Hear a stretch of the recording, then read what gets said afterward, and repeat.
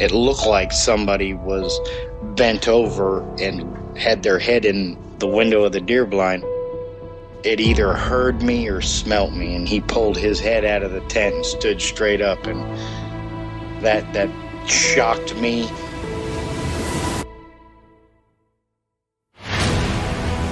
They don't make people that big. The way it moved, almost as if it was gliding across the beach. I've never seen anything move like that in my life. They were screaming at each other in gibberish. It sounded like a language, and they were chuntering away back and forwards, back and forwards, back and forwards. I know what a bear looks like, and there is no way on this planet that what I saw were bears.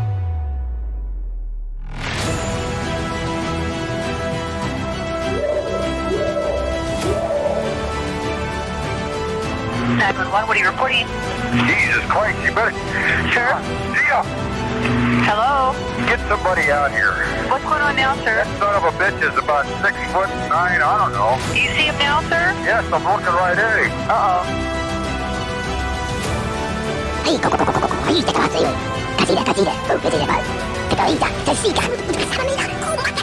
get away from that. Don't touch that. Unta! I can't stand those Jawas. Disgusting creatures.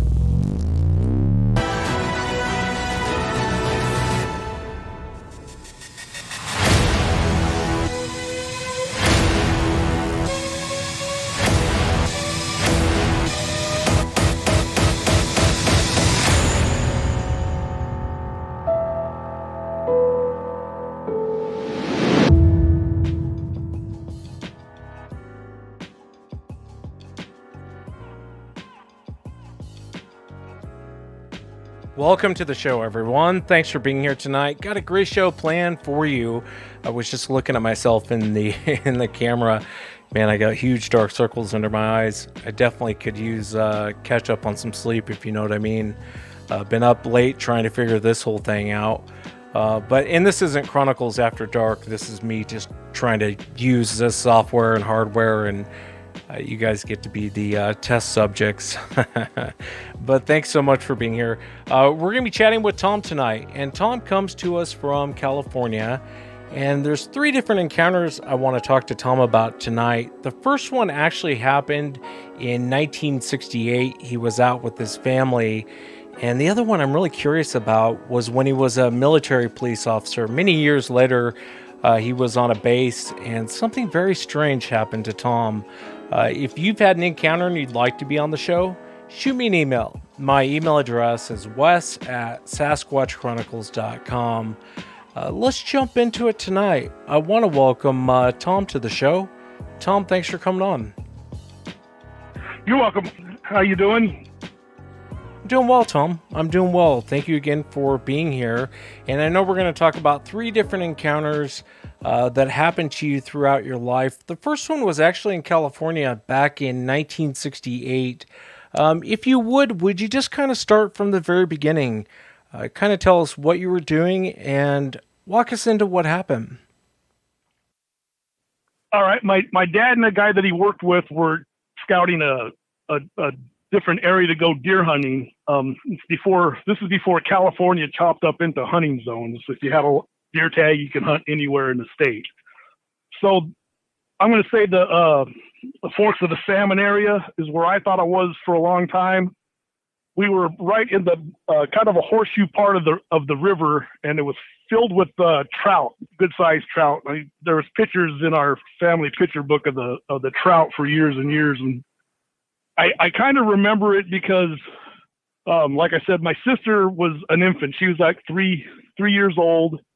It was September, just before deer season, and we were camped there for the day, and we were playing around and fishing and doing what my dad and them were scouting out the area while we just stayed in camp with my mom and my dad's coworker's wife.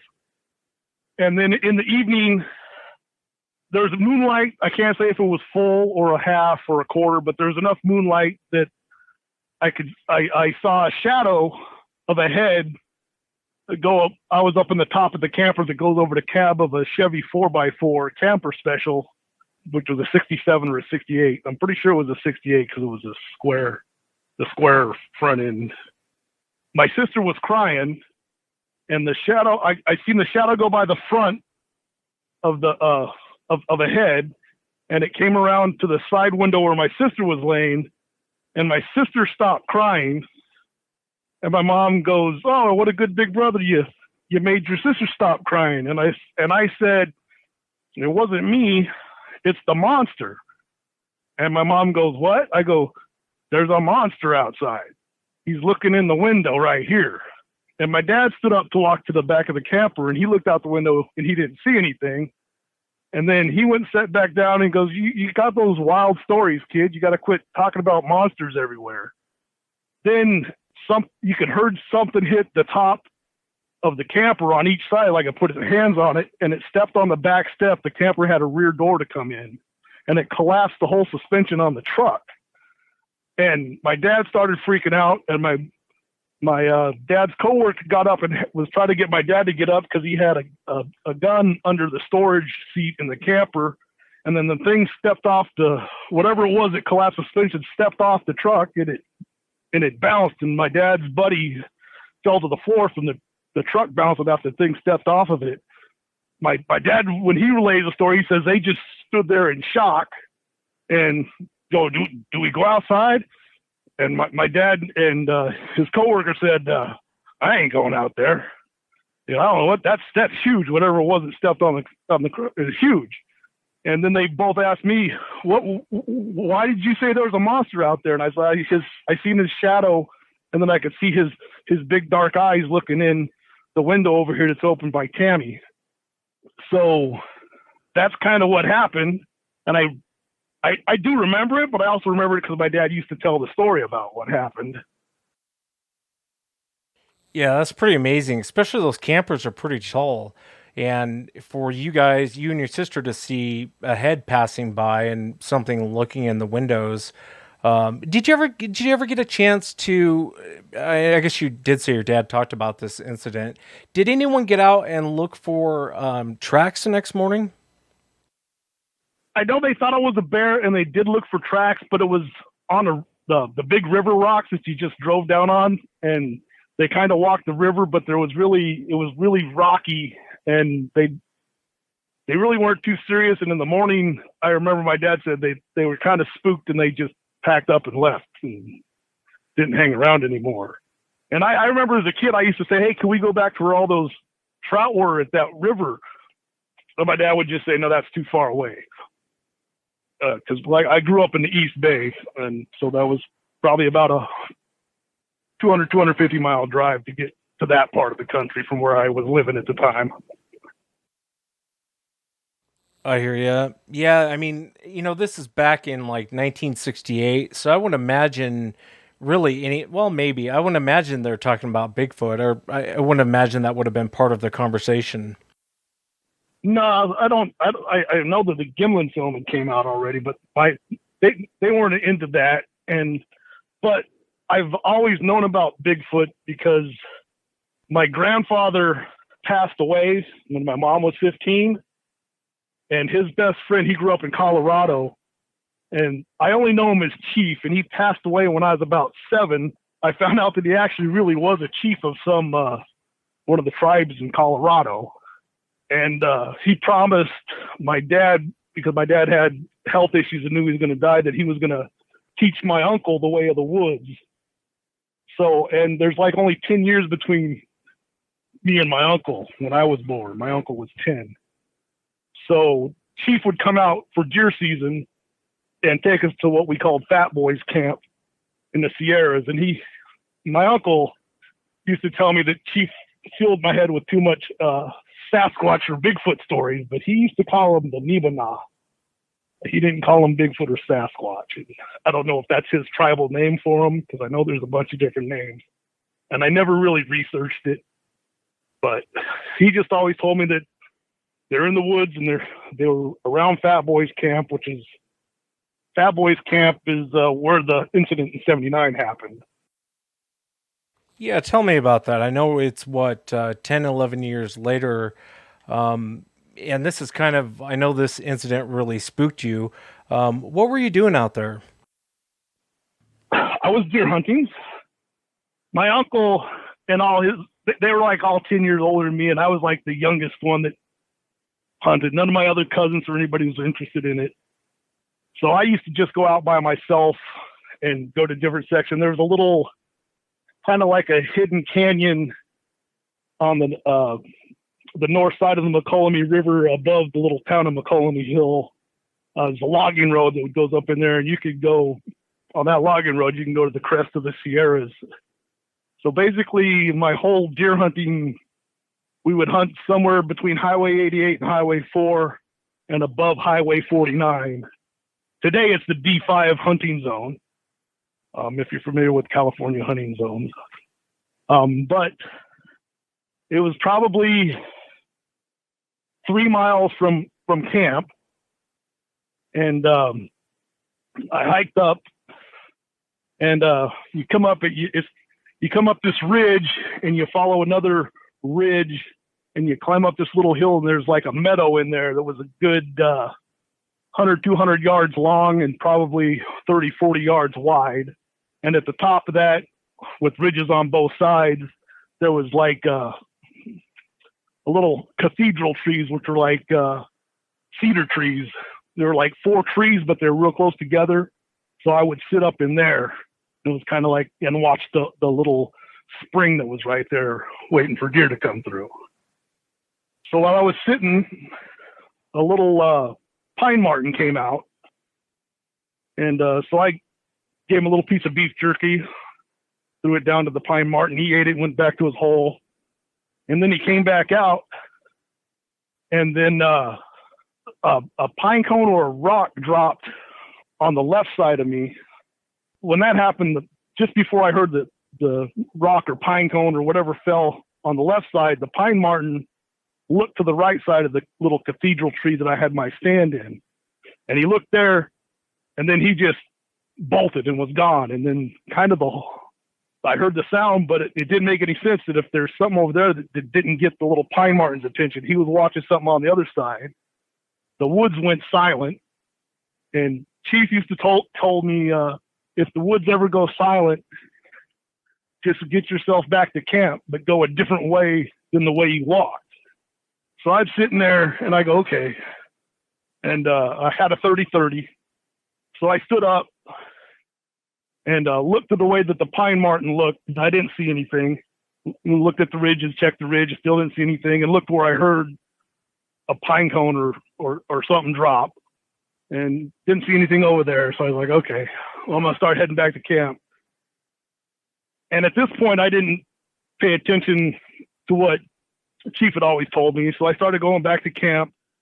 And when I dropped out of a little box canyon and hit the ridge that would take me down, it paralleled a big clump of manzanita that went for, I don't know, a good half mile of like big, thick clump of manzanita that was kind of really thick and nothing would go through. And as I was walking, I started hearing something walk on the other side of that manzanita and kind of through the manzanita. And I'd stop and it would stop. And that's kind of weird. And I, at one point I looked through and I seen my Uncle Dennis is like 6'4", and he's got like reddish brown hair, and I thought I seen his hair. So then I thought, it's just my uncle messing with me. So I started walking, and it was walking with me again, and I said, hey, yeah, quit screwing around. I know it's you. And he never answered me. So I'm thinking, okay, this is kind of strange. So then I started doing the fake like I was going to take a step, but then it took a step even though my foot didn't go down. And I know, okay, this is kind of weird. And I'm getting just about to where normally I would drop down this other little draw that would take me to a dirt road that would lead me back to camp. And some of this stuff I've never really told anybody because it's kind of unbelievable. And I don't know, it just seems kind of weird to me. But when I came up the draw, about 15 yards down the draw was a ponderosa pine, and it had a gray squirrel nest in it. And anytime you went by it, this gray squirrel would squawk and bark and just annoy you. So as I get to there and this thing's pacing me on the left, I'm getting ready to drop down this draw to the right. The squirrel started to bark, and then it just went silent. Like, I don't know if something grabbed it or what, but it was just one bark, and that was it. No more noise from the squirrel. And that instantly, when that happened, I remember she said, don't go home or don't go back to camp the way you went. So I'm like, okay, I'm going to keep going down this way and cut up that other ridge. And this other thing is still pacing me. Now we've gone about almost to where the Manzanita ends, and it starts to thin out, and it goes over a little rise and it drops down. And just before I got to that little rise, this thing's still pacing me on the left side. I don't hear anything on the right. I'm kind of paying attention there because I don't know what caused the squirrel to go silent. And then about 100 yards from over this little knoll that drops down, what I call a choke point, a cubby of quail come up from the right side of the choke point and flew up the other way. And that started freaking me out. And I'm like 14 or 15 when this was going on. And so as soon as that happened, I looked to the left where the thing I knew was pacing me, and I just said, okay, game on. And I chambered one with the 30-30, it's a lever action, and I took another one out and made sure I had a full deal. And I just decided up about 5 feet in front of me is a little thin spot where I could just bust through the Manzanita to see what's on the other side. So I did that. When I got through the Manzanita, there was nothing there. I didn't think to look in the Manzanita or look up any trees. I just kind of looked and there was nothing there. And then I just said, okay. And I just kept going straight up. And I crossed like 3 more different ridges. And it took me about 6 hours to get back to camp because I just kept going over ridges until I dropped back down to the river and came back the river to camp. And that was, I never saw anything. It was just stuff I heard. I'd never heard any vocalizations, and anything could have scared the quail, and it just freaked me out. But something did take out that squirrel, and that was it. Yeah, I hear you. It's strange to be paced out like that. And we hear that behavior all the time of these things, step for step, matching you and pacing you out. I want to ask you, you'd mentioned the red hair and you thought it was your uncle. Was it an outline of a person? Is that kind of what you were seeing? It was just, I thought it was my uncle's head, but it was just a spot where you could see through the Manzanita. And you could see skyline underneath the trees. And I thought it was my uncle's head because he had, like I said, he had reddish brown hair. And my uncle, it was the 70s, and he rode Harleys, and he had long hair. And like I said, he was 6'4". I gotcha. That actually makes sense. So, this thing's keeping pace with you through the Manzanita. I mean, that sounds almost impossible, but we hear them doing this all the time. So you're going down the trail and this thing's off in the brush. How far away from you do you think it was, Tom? I would say 15 to 20 feet. And it wasn't in the Manzanita. It was on the other side of the Manzanita. Because it was like it wasn't like a whole hillside. It was like a swath of Manzanita that went quite a ways. where I busted through was like a deer trail through the Manzanita. Otherwise, I wouldn't have been able to get through it, and it actually cut me up kind of going through it. But I was just a little freaked out because I thought I was being stalked and I thought I was being ambushed. All the stories from Chief telling me that they're cannibals and don't trust them, and he used to say stuff like, if you hear kids playing in the woods, don't go check it out. It's a trap. They're tricksters. They're trying to get you and lure you away from everybody. So I kind of grew up with those stories from him. I got you. And Chief, was that your dad's friend or was that your grandfather's friend? My grandfather's best friend growing up, and he was from Colorado, and he would only come out to California for deer season to train my uncle. And then when I came along, he decided that he was going to train me the ways of the woods like my grandfather wanted. I gotcha. Can I ask you, that whole behavior of pacing people out, and I don't know what its intentions were, and you don't know what its intentions were, but what do you make of that behavior of it pacing you out?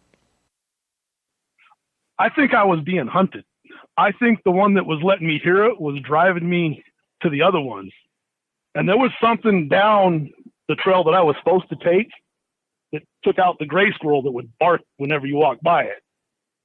And that's what kind of started getting me, I'll say, panicked, because as soon as that happened, then I could hear Chief's voice in my head, don't go back to camp the way you got there when the woods go silent. And I'm sorry, I'm getting a little nervous. But I think I was targeted. I gotcha. And I can understand feeling that way. I mean, when it's pacing you out, and you kind of do go back and kind of relive the moment when you're telling what happened to you. So I get the feeling of being nervous. I want to ask you about the incident in 1986 when you were a military police officer. Tell me about that. What happened to you when you were on the base? All right. Well, I was stationed at Fort Riley, Kansas. I was attached to security detachment, which was the minimum security and retraining brigade for the Army. Maximum security was in Leavenworth, Kansas, but at Fort Riley, they had minimum security, and it was called Camp Funston. I would work checkpoint sometimes. This is where this all went down for the other two guys that we had to go try and rescue and save.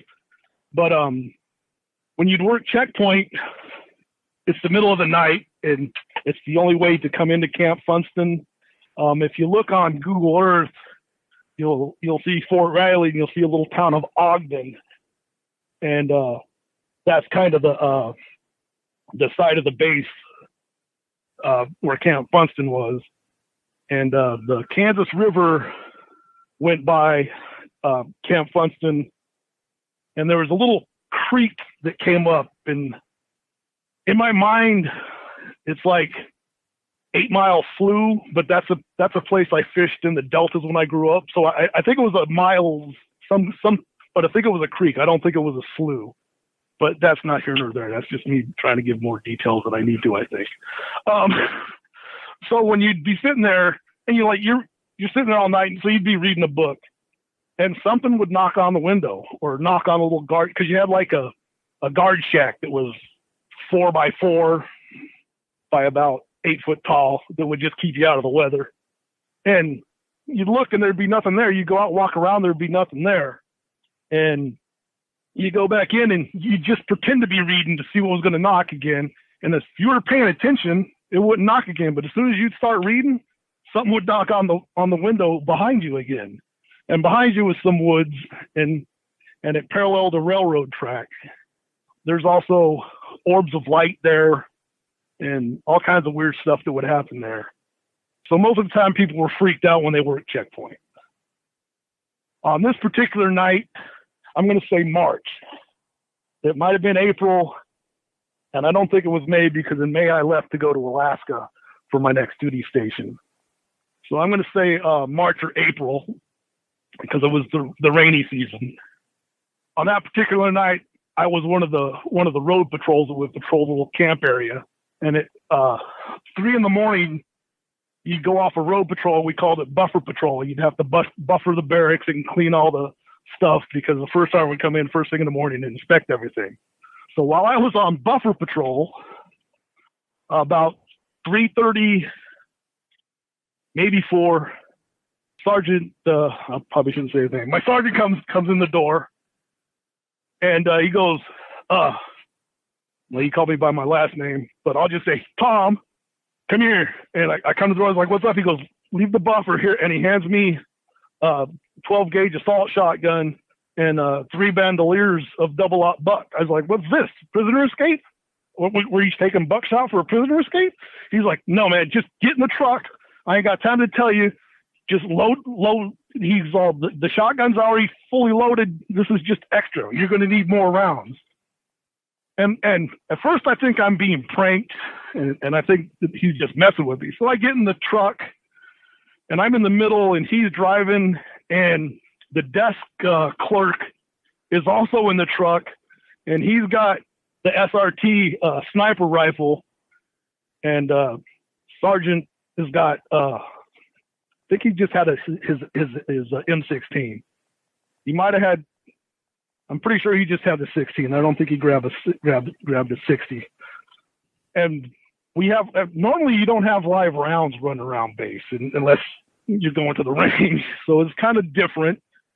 So as we're in the truck heading out towards checkpoint, I could hear, I'll just call them Private and Corporal, panicking on the radio. You got to get here. We're stuck in the mud. It's circling us. I emptied 2 clips into it, and it doesn't even affect it. And the private, I knew him, and he was pretty panicked and pretty scared. And the corporal wasn't really on the radio, just the private trying to get him there. And so we roll up, and I'll tell you how they got to where they were. So when the private was working checkpoint, the corporal went out to give him a break to take a leak. So when the corporal showed up in the MP car, private heard a noise on the railroad tracks. So he walked out to the railroad tracks, and according to him, about 60 yards down the railroad tracks was a big bipedal hairy monster. And it seen him and took off running at him. And the corporal seen it coming at him and seen it coming quick.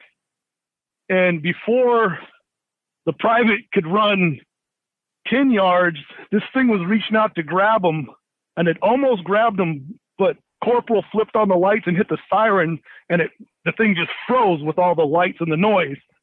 And the private was able to get into the vehicle. And then the thing went straight in front of the checkpoint and up onto a berm that separated the creek in case the creek rose and would keep it from coming over into the base. So there was a berm that ran all the way to the Kansas River and wrapped around to keep floodwaters out of the little base area in case the water was high. So they took off in the patrol vehicle up onto the berm, and the thing was in front of them, and they were trying to run it down. And then they got stuck in the mud, and the thing dropped into the dark and started circling around them. So the corporal was trying to keep the spotlight on it, but it would just keep moving. It was moving too quick to keep the spotlight on and just staying out of the range of their lights. So private jumped out, and he thought he emptied his 45 into the creature and didn't do anything. So this is where we show up now, and they're stuck in the mud and freaked out. And so I get out of the car and run up to him, and he's pointing into the creek, and he's right there. Do you see it? And I'm like, oh, it's gone. I don't know where it went. And so I'm looking down. He's like, he's right there. That's where he was when I shot him. He's right there. I was like, what are you talking about? He goes, I emptied 2 clips of the 45 into it. And I looked on the ground, and he just cycled the slide because none of the bullets were fired. So there's live 45 rounds right there next to where he was standing. He just ejected them and dropped the clip, put a new clip in, and ejected them again. That's kind of strange in itself because I don't know what would cause that, but we were all, as an MP, to go through MP school, you're not really going to panic and just cycle and slide your 45. But that's what he did. And so we got hooked onto them with the truck, which is why we took the truck to get them out of the mud, got them unstuck out of the mud. Corporal transferred out of the MP Corps and became a fuel specialist, which as an MP, that's kind of the worst thing, because when you got to fuel the vehicles for the MPs when they come in, and you used to be an MP, it's kind of like it was the only opening he had to get out of that. And then he transferred out of the base after that. It freaked him out that bad. And that's told to me by other people that stayed stationed there, because I left a month later and they told me how bad the corporal freaked out and he refused to go to checkpoint. And same thing with the private. Then we were debriefed by the main Fort Riley. They were asking us what we saw and if we see anything. And I was like, I didn't see anything. I just seen the rounds. And he made a comment. He goes, well, that's probably the best thing that happened, that the guy just cycled. And I said, why is that? He goes, oh, because it gets really bad when you shoot one. And I was like, what do you mean? He goes, well, don't you worry about it. You didn't see anything, and so we don't need any more information from you. You can go. That's always kind of stuck with me. He goes, well, it's a good thing that he just cycled the rounds instead of firing, because it gets really bad when somebody shoots at one, as if it's happened there before. And the one thing that I thought was odd, when both of those guys gave the description of it, they said they had a sketch artist drawing it out, and I see what they were drawing, and it had a great big round head, and I was like, oh, I know what that is, and I was just joking, being a jerk, because that's what you do in the Army. I go, you saw the mushroom head. Like, what's the mushroom head? Like, I don't know what it is, but like, Bigfoot ain't got a head that big. What do you guys? That's kind of weird. And I go, you guys sure you weren't drinking? Because you were just busting each other, busting each other after something like that happens. But it just had an extremely large head, which I thought was odd. And I don't know anything about that. Yeah, it is odd. And I know when you and I were talking, you had mentioned it's in the blotter reports. And for the audience, that's kind of like the MP's daily report, where they write down anything strange that happened. I almost wondered if we could still get our hands on those blotter reports. Probably not that long. Probably it's too long to actually go back and try and get them. What an encounter, especially, his training must have been kicking in. He pulls out his gun and basically dry fires his gun. Tells you how scared he actually was. I know when you and I were talking earlier, Tom, you'd mentioned you had actually seen the lights out there. And, so many weird things happen on those forts, on those different bases. So many bizarre accounts I've heard. But you've seen the lights actually out at that fort, didn't you? Yeah, there's lots of weird crap that happened there. There was when you're sitting at the checkpoint, actually the lights led me to a dead body of a prisoner that tried to make an escape, but tried to jump the train, and at least they think the train hit him in the head, because he had an extreme injury to his head. And that was in '85 that I found him, but that was like September, and the prisoner had escaped in June. So we spent summer in Kansas in this, it was kind of like a wheat field that never got mowed or anything. But there's a little access road that paralleled the railroad tracks, and between the railroad tracks and this road was probably 50 yards. And I was working checkpoint, and I seen the orbs come down the access road from the other side, and it looked like car headlights. And just as I was doing that, the guy came to give me a break, and I was like, hey, I'm going to jump in the car, go check out those lights. He's like, yeah, no problem, go ahead. So I'm going the other way. The lights are heading at me, and I'm heading at the lights. And then the lights turned into the grass, and I stopped. But there was nothing there. There's no tracks, and there's no vehicle that went into the hay, because the grass was about 3 to 4 feet tall. And so I'm out looking, and just that was weird. The other guy that was giving me the break, when I came back, he goes, where did it go? I seen it turn into the grass. And he goes, it went from where you were, it went about 15 feet in and then just disappeared. I was like, yeah, I don't know. There's there's no tire tracks in the dirt because it was a dirt access road. And I go, and there's nothing went into the grass. Nothing went in there. And you go, that's weird. So then in the morning when my shift was up and I came out to get relieved, I told the next guy that was taking over the checkpoint, is like, hey man, I'm going to go out to where those lights disappeared and check it out in the daylight. And so I walked through the grass, and where he said the lights disappeared is where the dead body was. When the lieutenants and everybody came out there, they see if he's got any ID, pick him up and roll him over. And you could tell that it was a bloated. I was like, I'm not. You call the coroner. They need to touch dead bodies. I'm not touching that body. Sorry, get on mute. I don't blame you. I wouldn't have touched a dead body either, man. That would have been way above my pay grade. The lights on the base though are weird. What color were the lights? They were a yellowish color, kind of like, you know how older cars had the weak yellowish headlights. That's what it looked like. I got you. Kind of that old light, old halogen lights like on a car. Let me ask you, what's your take on the lights, Tom? I mean, I've seen the lights. I've had many eyewitnesses on the show that have seen the lights, and they're just weird to me. What do you think the lights are? I'd have to say there's some type of spirit, unseen realm type stuff, because it actually led me to that guy's body. Otherwise, he might have been out there longer.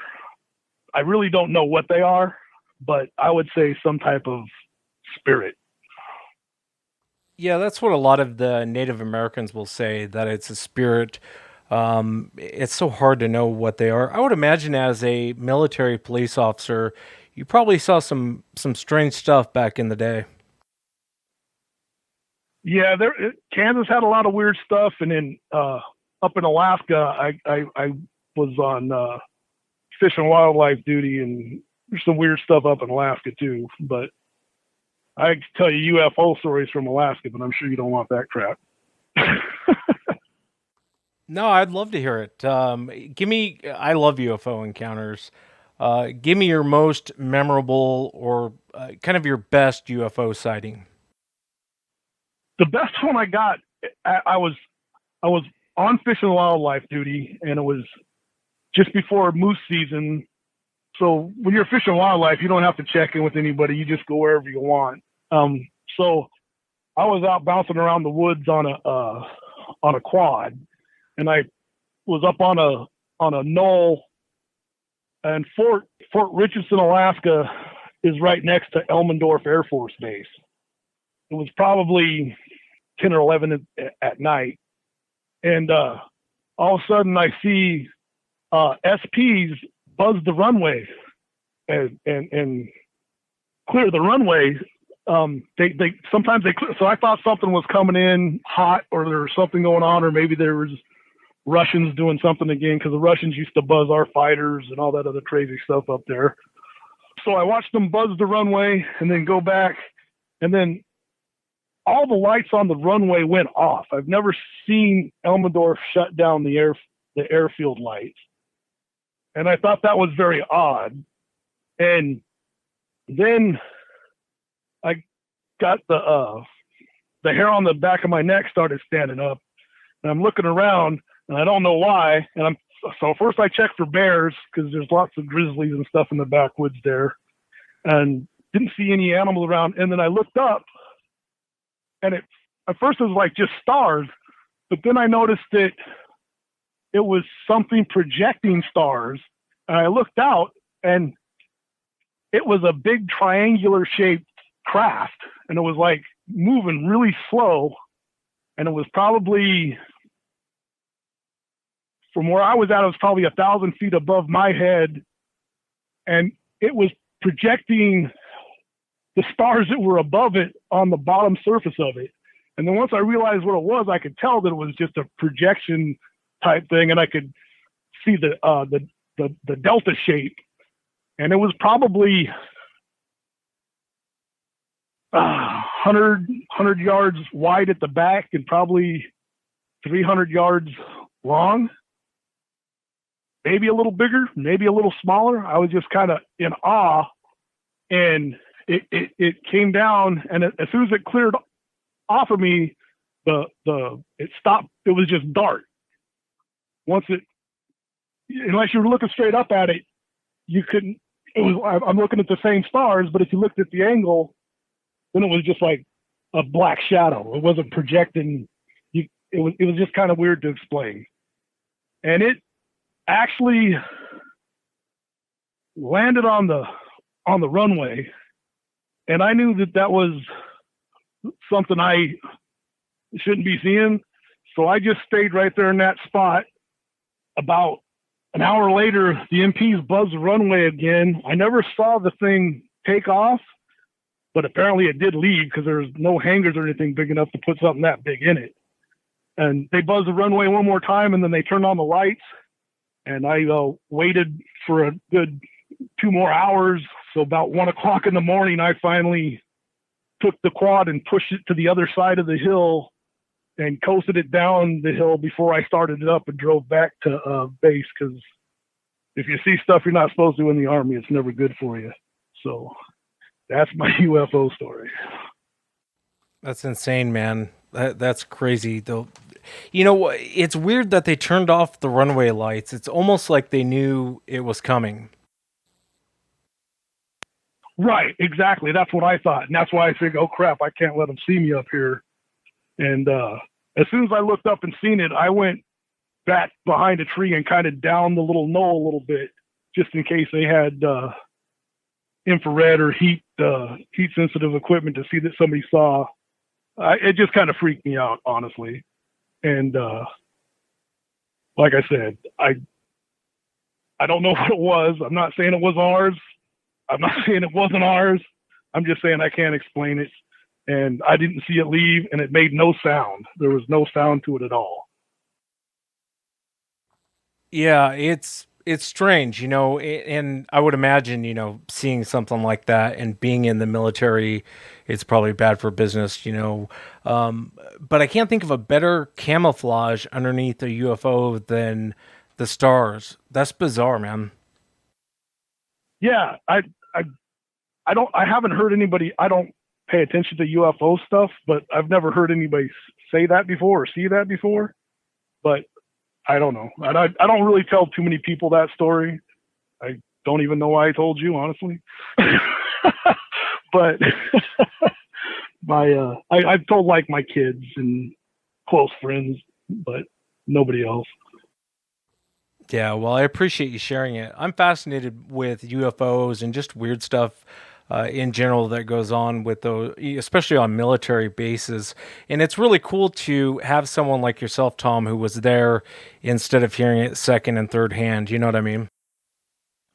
No, there is. And it's a lot of it's prank stuff. Like when I first got to Alaska, I kept hearing stories of this half man, half beast creature that was out by Otter Lake. And of course, you know, I'm pretty sure it's like, let's mess with the new guy. And so my first night on solo patrol, we got suspicious activity at Otter Lake, and they sent me out to check it out. Well, I stopped before I got to the lake, and I walked in to see what was going on. And just as I got close, there's a little lodge out there for like camping and boat rentals and stuff like that. And as I got close, one of the dumb MPs that was trying to prank me pops up out of a dumpster with the werewolf mask on, going, ugh! And I just about shot him. But when he freaked out so bad when I put the 45 up to his head, that he said, it's me, and he ripped the mask off. And he's like, he was going, dude, what are you pointing a gun at me for? At least you didn't chamber one. And with the military police holster, you could push the 45 down and jack around at the same time as drawing the holster. They don't tell you that, but you can. And so I dropped the clip and I unchambered it. And then he was all, you carry one in the chamber? You're not supposed to carry one. I was like, no, man, I just chambered it when I drew it. And 2 weeks later, he was practicing that and shot himself in the foot. So good times on the military base, you know? Yeah, no kidding. I should do a show with stories from military bases, stuff like that. I know there's a lot of I can't believe he shot himself in the foot. Let me ask you, Tom, what and I ask everyone this, what do you think Sasquatch is? Kind of what's your opinion?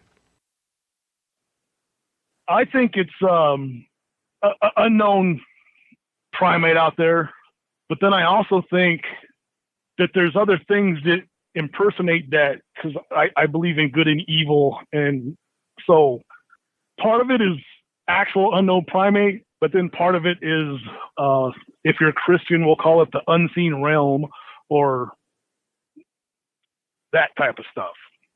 To me, the ones that people see flash out and disappear in front of their face, that was probably a demon. The ones that crush through the woods to get away from you is probably a real undiscovered primate. I got you. So that's fascinating that you look at it that way. So it's almost like you have two different opinions as far as what people are seeing. Exactly. Yeah. I don't know if I'm right, and that's just my theory on things, because you can't believe in good and evil, and they're always battling each other. So Yeah, you're right. You're right. Hopefully one day we'll have answers. But I want to thank you so much, Tom, for coming on the show and sharing the different events that happened to you in your life. Oh, you're welcome, and I hope. I really didn't think anybody wanted to hear my stories, but apparently they do.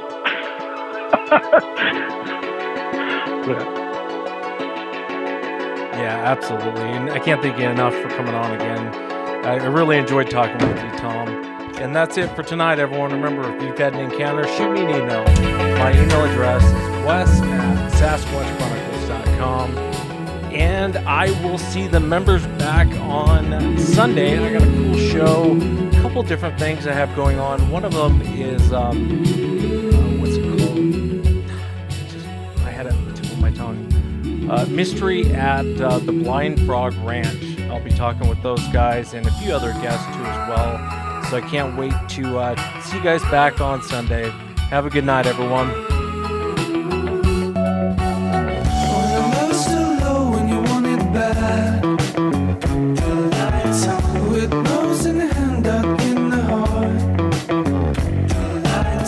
My wheels on tone to go alone. Baby, you should know that you're gone. The lights on. This is my home. Place where I'm home. Memories of you, dear, under your eyes. Close at the skies. I'm mesmerized. Memories of you, dear. I saw moon as a human invader. Lights on, and its power grew wider. Lights on, so I put my speed a little wiser. Lights on, to do something quieter. The lights on, this is my home. Place where I'm home. Memories of you, dear, under your eyes. Close at the skies. I'm mesmerized. Memories of you, dear.